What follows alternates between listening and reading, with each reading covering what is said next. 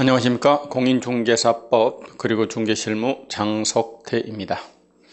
자, 이 시간에는 최근 3개년 기출문제를 분석해보고 문제를 풀어보도록 하겠습니다. 기출문제 매우 중요합니다. 여러분이 말입니다. 출제위원이라고 하더라도 출제를 의뢰받으셨습니다. 그러면 고민할 겁니다. 대체 어떻게 낼까? 어느 수준으로 낼까?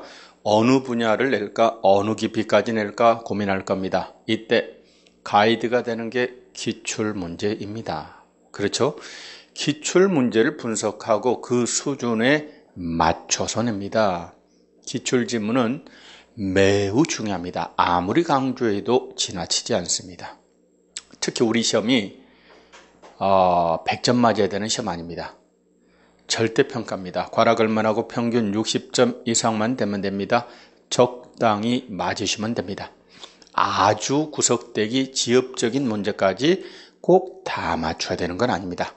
힘의 안배를 통해서 적절하게 점수를 내면 됩니다. 그런 면에서 기출문제는 매우 중요합니다. 그래서 최근 3개년의 기출문제를 가지고서 같이 풀어보면서 기출문제의 흐름 그리고 트릭, 중요한 포인트, 방점 이런 것들을 같이 알아보도록 하겠습니다. 자, 그러면 바로 문제 들어갑니다. 먼저 총칙편 들어가 보도록 하겠습니다.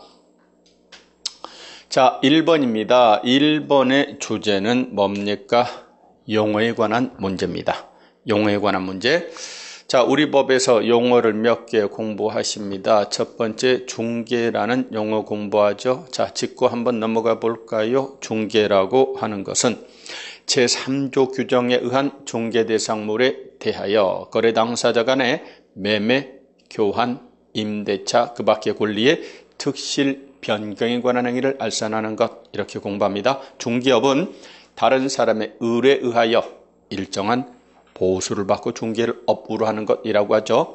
그 다음에 개업공인중개사라는 용어 공부합니다. 이 법에 따른 중개사무소 개설 등록을 한 자라고 공부합니다. 공인중개사는 이 법에 따른 공인중개사 자격을 취득한 자, 그렇죠? 소속공인중개사는 말 그대로 소속된 공인중개사입니다. 중개 업무를 수행하거나 보조하는 자입니다. 가로 열고 중개법인의 무한책임사원 임원으로서 공인중개사인 그자도 소공에 포함이 됩니다. 또 중개보조원이라는 용어를 공부합니다. 뭐죠?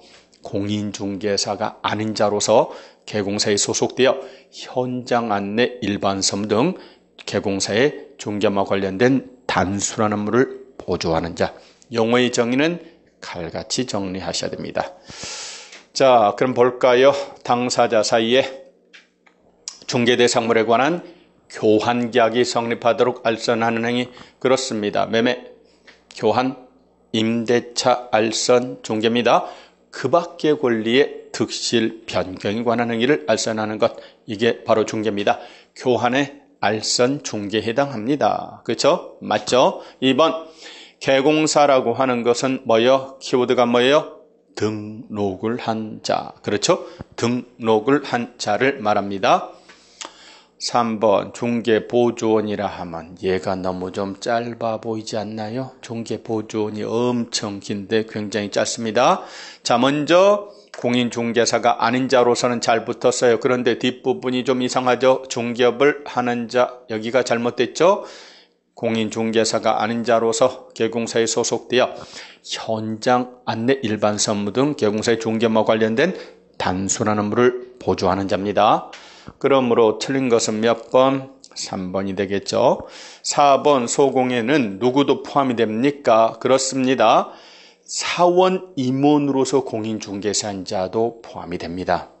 즉 소공에는요 직원인 소공도 있지만 법인의 무한책임사원 임원인 소공도 있습니다. 어쨌든 증 가지고 일을 하면 전부 다 소공이라고 하지요. 자, 이어서 공인중개사는 자격을 취득한 자 끊었습니다. 잘했습니다. 용어의 정의였습니다. 자, 2번 문제 풀어봅시다. 2번 문제 풀어봅시다. 틀린 것을 고르시기 바랍니다. 이렇게 물어봤네요. 자, 1번 법인은 개공사의 소공입니다. 소공은 그 개공사의 중개 업무를 보조할 수 있습니다. 그렇습니다. 소공은요, 중개 업무를 수행만 하는 게 아닙니다. 보조도 못한다 할 수 있다? 할 수 있지요. 맞습니다. 2번 당사자 사이에 환매 계약이 성립하도록 알선합니다. 매매, 교환, 임대차, 그 밖에 권리의 득실, 변경에 관한 행위가 이루어지도록 알선하는 것 중개입니다. 지상권, 지역권, 전세권, 환매계약, 가등기 담보계약이 성립하도록 알선하는 것 전부 다 중개에 해당합니다. 좋아요. 3번 건설층에 부수하여 반복적으로 이루어진 중개행위는 중개업에 해당하지 않는다. 아닙니다. 3번이 잘못됐죠. 중개업은 아까요, 을에 의하여 보수받고 중개를 업으로 하는 것이라고 했습니다.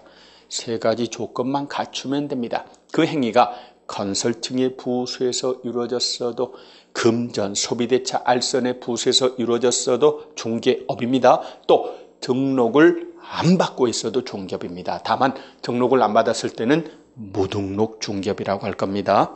건설층의 부수에서 이루어졌어 중개업에 해당합니다. 틀린 건 몇 번? 3번. 4번입니다. 자격은 취득했습니다. 그런데 등록을 하지 아니한 자는 기업공인중개사가 아니다. 개공사는 뭐라고 정했죠? 등록을 한 자. 그렇죠? 그런데 이 양반은 증은 땄지만 등록을 하지 아니했다니까요. 등록을 하지 아니했으니까 그 자는 당연히 개공사가 아니죠. 맞는 말입니다. 5번입니다. 개공사를, 보조원이 개공사를 대신하여 특정 중개 업무를 수행을 했다고 하더라도 해당 거래계약서의 보조원을 개공사로 기재해서는 안 돼. 뭐 당연하죠. 보조원을 개공사로 기재하시면 돼야 안 돼요? 그건 안 되는 거죠. 자, 다음 문제 한번 풀어볼까요?